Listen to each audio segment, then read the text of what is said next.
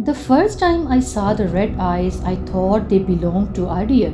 The second time, they were keeping pace with my truck. The third time, I realized they were not on the road at all. My name is Daniel Carter. I am 34 and I work as a regional sales representative for a company that supplies industrial ventilation equipment to mining operations and manufacturing plants. My territory covers eastern Kentucky and stretches across the border into West Virginia. So I spend a ridiculous amount of time driving through the Appalachian Mountains. I have been doing the route for about 5 years. I know the roads, the towns, the gas stations, and the stretches of highway where your phone loses signal completely. Usually, I don't mind it. But after what happened last November, I don't drive those mountains after dark anymore. It happened on a Thursday night. I had a late afternoon meeting with a distributor. The meeting dragged on for almost 2 hours, and by the time I finished my paperwork and got back into my 2019 Chevy Silverado, it was already completely dark. It was a little after 9 p.m. I was exhausted and wanted to get home. So instead of taking the interstate, I took a two-lane state highway that would save me almost 45 minutes. The weather had been clear when I left Harlan, but as I climbed deeper into the mountains, fog began gathering in the hollows. Not normal fog. These were thick patches that seemed to appear out of nowhere. One minute I would have a perfectly clear road ahead of me. The next, my headlights would disappear into a wall of grey. My phone was charging in the cup holder, playing an old sports podcast. I glanced at the dashboard and noticed my gas gauge was sitting just below a quarter tank. There was a marathon station about 20 miles ahead. I figured I would make it easily. That's when I saw something in my passenger side mirror. Two small red lights. They were low, somewhere near the tree line behind me. I immediately thought deer.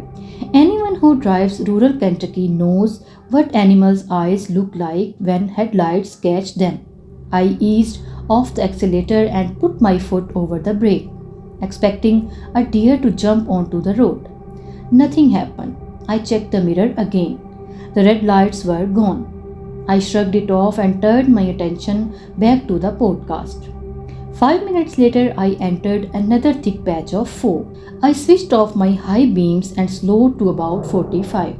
When I came out of the fog, I checked my mirrors. The red lights were back, but this time they were higher and they were moving. They were following me. At first, I thought it was a motorcycle, maybe someone riding along the shoulder with strange red lights. I tapped the brakes to let whoever it was pass. The lights slowed down with me. I accelerated to 60. They accelerated too. I pushed it to 65. They stayed beside me. The strange thing was that I couldn't hear anything. No engine, no tires, nothing.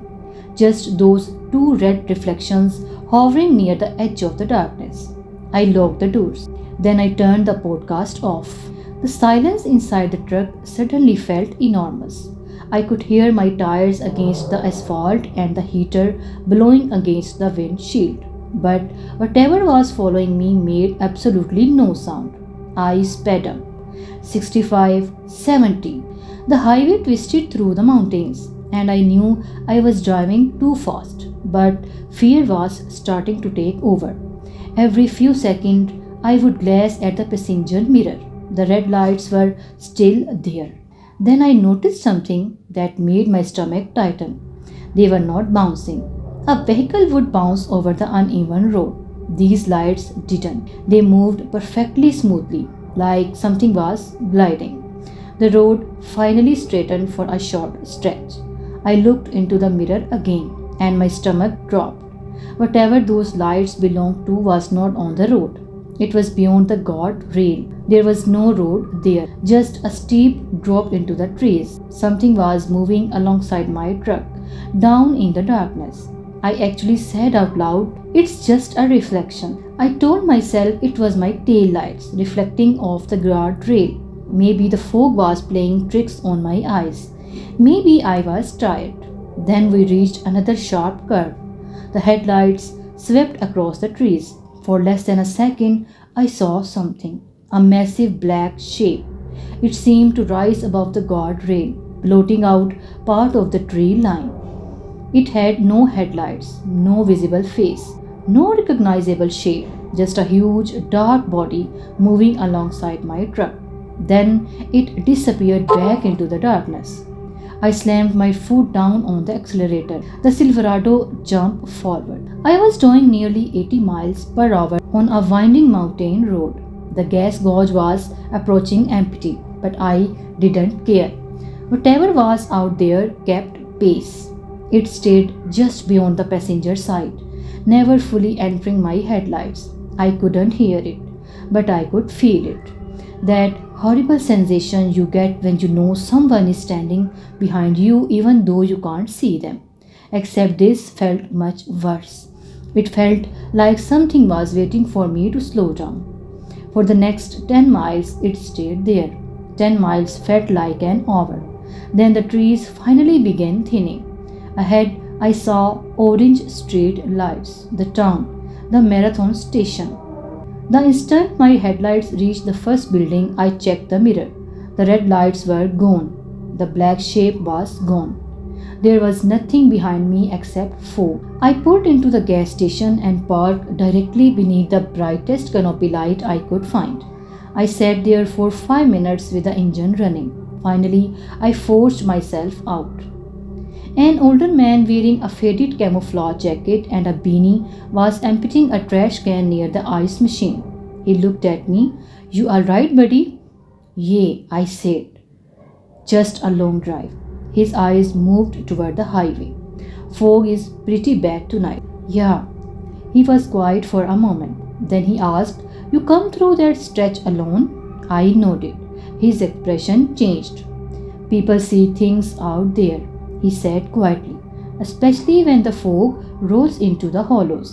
I didn't answer. He looked back toward the highway. "Best thing you can do is keep your eyes on the yellow line and keep moving." I paid for my gas and left. I didn't mention what I had seen. A few weeks later, I searched online for local legends in the area. I found stories about strange creatures and sightings connected to the Appalachian region, including stories about the Mothman around Point Pleasant. I don't believe in cryptids. I still don't. I blamed exhaustion, the fog, a tired brain. But there are two things I can't explain. The first is my dash cam.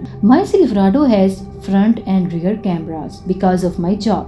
A couple of days after the incident, I pulled the SD card and watched the footage. Most of the rear camera recording was just darkness and the red glow of my tail lights. But every time I remembered looking into the passenger side mirror, there was something at the far right edge of the footage, a large, blurry black mass. It kept pace with my truck, and as it moved, it blocked the reflective markers along the guardrail. It was there for miles.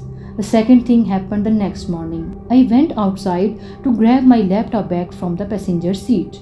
That's when I noticed the scratches. Two thin marks ran along the roof line above the passenger window.